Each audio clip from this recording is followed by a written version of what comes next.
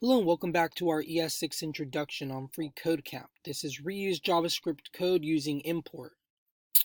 Import allows you to choose which parts of a file or module to load. In the previous lesson, the example exported add from the mathfunctions.js file.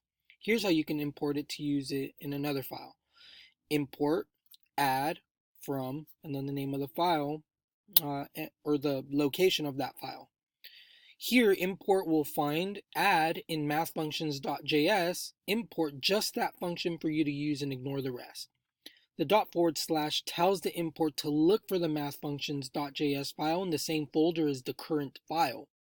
The relative file path, that's this here, // and file extension are required when using import in this way.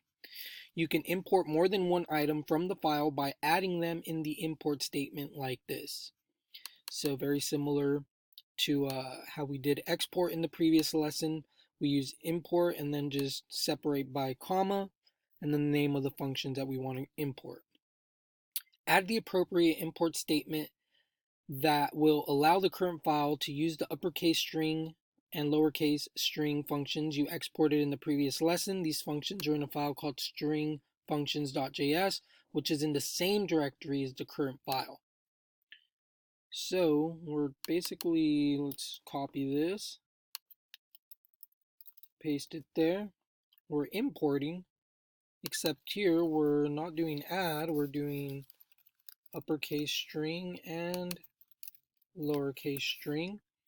We're staying in the same directory or the same folder that this file is in, so we're using that same // except instead of mathfunctions.js, this is string functions.